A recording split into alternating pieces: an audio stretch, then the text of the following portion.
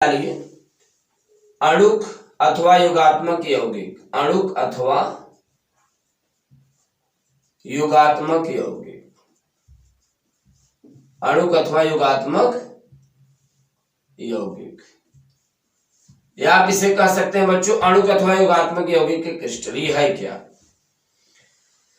जब दो सामान्य लवणों के विलयनों को, हमने क्या कहा, जब दो सामान्य लवणों के विलयनों को आप सामान्य अणुक अनुपात में मिलाकर विलयन को जब वाष्पित करेंगे तब जो क्रिस्टल प्राप्त होंगे। अब अच्छी बताइए, आप जब वाष्पित करेंगे, हमने क्या कहा, जब सामान्य लवणों के विलयनों को सामान्य अणुक अनुपात में मिलाकर जब विलयन को वाष्पित किया जाता है तो केवल वेपर जल ही तो वाष्पित होंगे ना। ऐसा तो है नहीं कि साल्ट भी धीरे धीरे वाष्पित हो जाते, नहीं, साल्ट वगैरह वाष्पित नहीं होते, केवल वाष्पित वेपर होंगे तो ओनली फॉर होंगे वाटर, राइट। जो बच्चों तो सामान्य लवणों के विलयनों को सामान्य अणुक अनुपात में मिलाकर विलयन को वाष्पित करते हैं, अणुक अथवा युगात्मक यौगिक के क्रिस्टल प्राप्त होते हैं। और ये दो प्रकार के होते हैं। पहला है द्विक लवण, पहला क्या है बच्चों, द्विक लवण, द्विक लवण यानी कि डबल साल्ट, द्विक लवण यानी डबल साल्ट, राइट। दूसरा क्या है, हम यहां लिखते हैं ताकि इनका डेफिनेशन देने में आसानी हो। दूसरा उप सहसंयोजन यौगिक है, चलिए लिख देते हैं उप सहसंयोजन यौगिक, उप सहसंयोजक यौगिक। या बच्चों इसी को और हम लोग क्या कहते हैं, या इसी को संकर यौगिक भी कहते हैं। यही जो कंपाउंड होंगे संकर यौगिक, या इसी को जटिल यौगिक भी कहते हैं। ये चीज आपको ध्यान में रखना है, या इसी को जटिल यौगिक भी कहते हैं, राइट। या इसी को संकुल यौगिक भी कहते हैं, संकुल यौगिक। इतने ढेर सारे नाम होते हैं कोऑर्डिनेशन कंपाउंड के। एक तरीके से ये कंपाउंडों का अपने आप में क्या है बच्चों, किंग है। अच्छा, अब यहां पर हम लोग समझेंगे अणुक और युगात्मक यौगिक क्रिस्टल होता क्या है। हमने क्या कहा, जब आप दो सामान्य लवणों के विलयनों को सामान्य अणुक अनुपात में मिलाएंगे, विलयन को वाष्पित करेंगे तो अणुक और युगात्मक यौगिक के क्रिस्टल प्राप्त होते हैं। ये दो प्रकार के होते हैं, द्विक लवण और संकुल यौगिक, संकर यौगिक, उप सहसंयोजन यौगिक। फर्स्ट ऑफ ऑल हम लोग जानते हैं द्विक लवण के बारे में, डबल साल्ट के बारे में। अच्छा, डबल साल्ट जानने से पहले हम लोग पहले जाने कि डबल साल्ट को बनाया कैसे जाता है, इसका निर्माण हम लोग कैसे करते हैं, राइट। बच्चों यदि इसके निर्माण की बात करें तो यहां पर जो फिटकरी का फार्मूला होता है K2SO4.Al2SO4 का होल थ्रा .24S2। चलिए इसे देखते हैं हम लोग बनाते कैसे। पहले हमने क्या किया, दो सामान्य साल्ट लिया, K2SO4 लिया, सिंपल साल्ट है। इसके बाद हमने क्या लिया, Al2SO4 का होल थ्रास, वैलेंसी को बैलेंस करने के लिए थ्रास लगा देते हैं, क्योंकि यहां पर एल्यूमिनियम की वैलेंसी 6 हो जाएगी तो यहां पर भी 6 होना चाहिए, प्लस 24S2। अब आप सोच रहे होंगे हमने 24S2 ही क्यों लिया। यहां पे आप वाटर लेंगे, आप क्या करेंगे, एक आपने पात्र लिया, उस पात्र में पोटेशियम सल्फेट डाल दिए, एल्यूमिनियम सल्फेट डाल दिए, उसके बाद विलयन को आप वाष्पित करते हैं। वाष्पित करने के बाद अणुक और युगात्मक यौगिक के क्रिस्टल प्राप्त होते हैं, राइट। इसका फार्मूला है बच्चों K2SO4.Al2SO4 का होल थ्रास .24S2।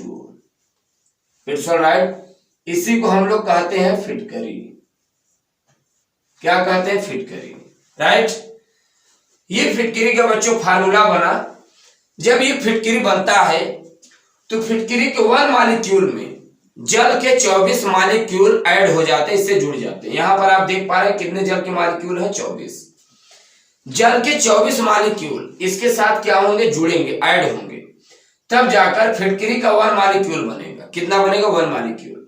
अच्छा, ये जो बच्चों फिटकरी का 1 मॉलिक्यूल जो बनता है, जरा इसके बारे में हम लोग समझते हैं। ये इसका मतलब क्या है, फिटकरी की एक अणु की जो फार्मूला होगा वो क्या होगा, K2SO4 डॉट Al2SO4 का होल था डॉट 24S2। अच्छा, हम लोग जल का एक मॉलिक्यूल कैसे बनता है जरा इसके बारे में सीख लेते हैं।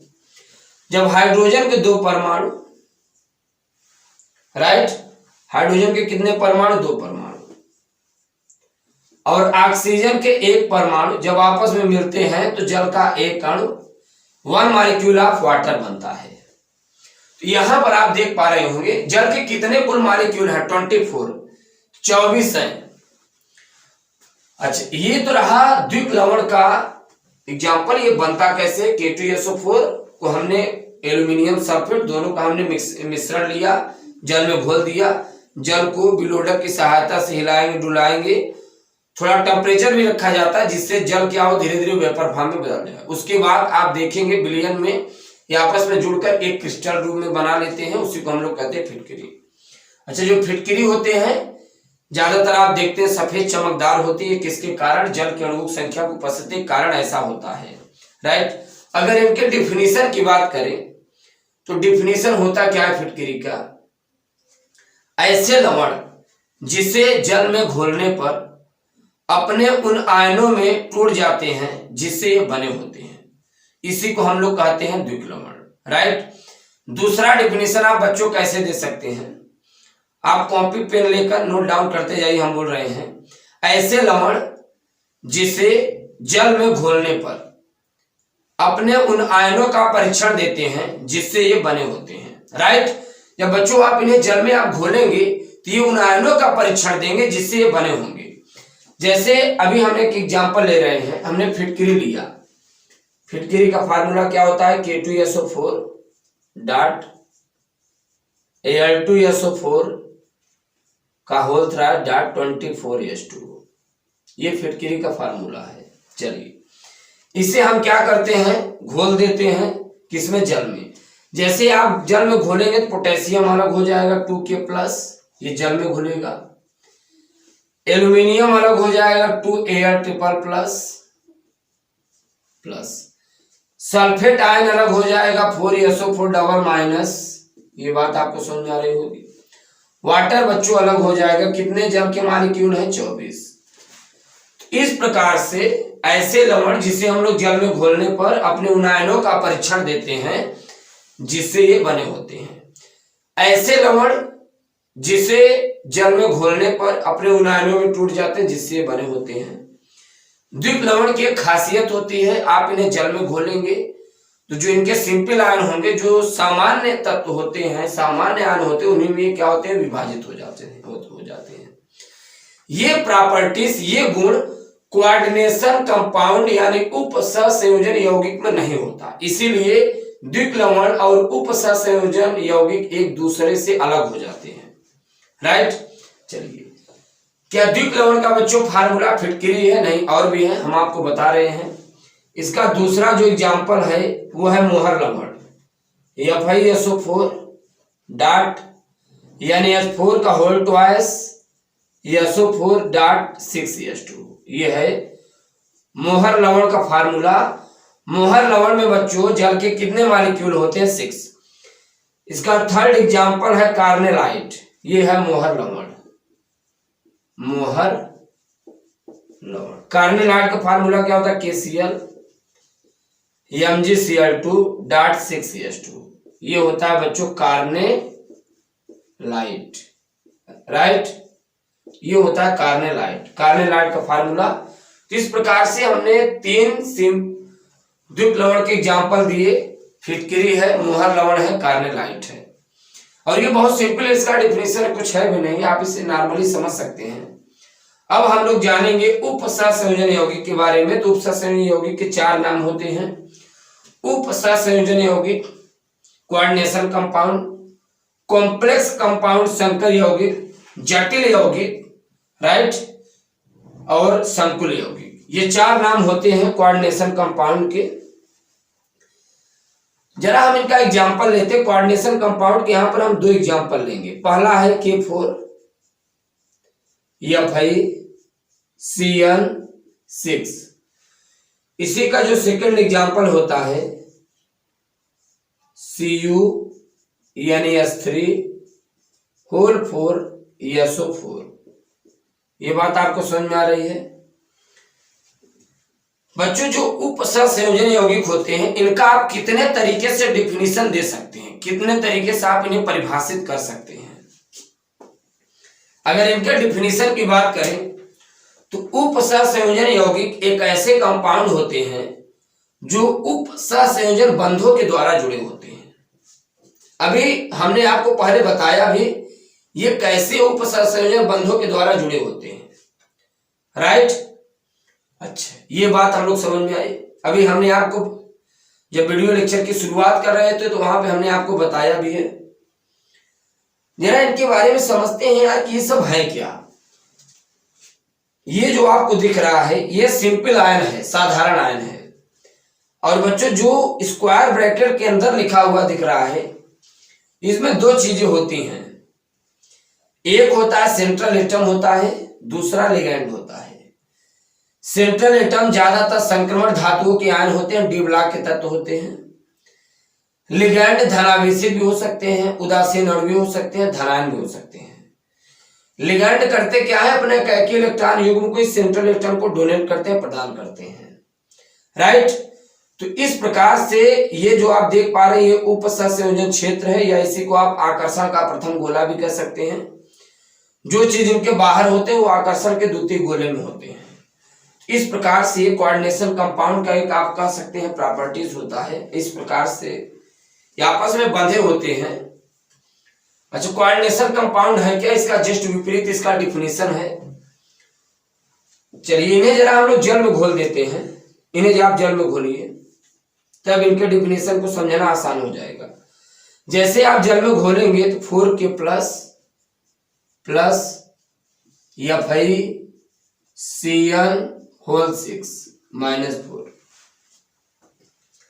एक ऐसे यौगिक या एक ऐसा यौगिक जिसे जल में घोलने पर उन आयनों का परीक्षण नहीं देते जिससे ये बने होते हैं, उन आयनों का परीक्षण नहीं देते जिससे ये बने होते हैं, बल्कि संकर आयनों का परीक्षण देते हैं। ये देखिए ये संकर आयन है, कॉम्प्लेक्स आयंस, संकर आयन। ऐसे यौगिक जिसे जल में घोलने पर अपने उन आयनों का परीक्षण देते हैं जिससे ये बने होते हैं। ये है सिंपल आयन, साधारण आयन, राइट। तो ये कॉम्प्लेक्स आयन है, ये सिंपल आयन है। ऐसे यौगिक जिसे जल में घोलने पर अपने उन आयनों का परीक्षण नहीं देंगे जिससे ये बने होंगे।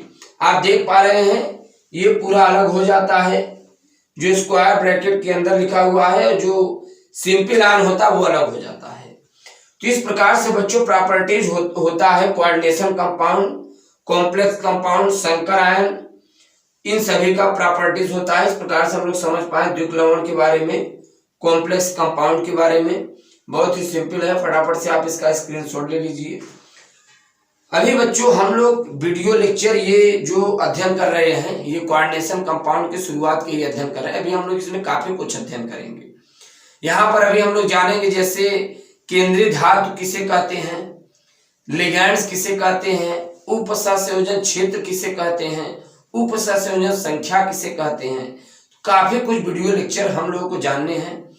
ज्यादातर बोर्ड एग्जाम और कॉम्पिटिशनल जैसे एग्जाम में कोऑर्डिनेशन कंपाउंड के IUPAC नोमेनक्लेचर के बारे में कई बार हम देखते हैं बातें करता है कि इनका IUPAC नोमेनक्लेचर क्या होता है। कोऑर्डिनेशन कंपाउंड देगा, सीधा इनका IUPAC नोमेनक्लेचर पूछ लेता है। तो ये सब हम लोग पहले रूल के बारे में जानेंगे, फिर इनका जानेंगे IUPAC नोमेनक्लेचर कैसे किया जाता है, राइट। बच्चों यदि आप चैनल पर नए तो फटाफट से चैनल को कीजिएगा सब्सक्राइब और उन बच्चों के पास शेयर करने की कोशिश करिए जिन्हें इनकी काफी जरूरत है, जो कोचिंग अफोर्ड नहीं कर सकते। Thanks for watching, thanks a lot, धन्यवाद।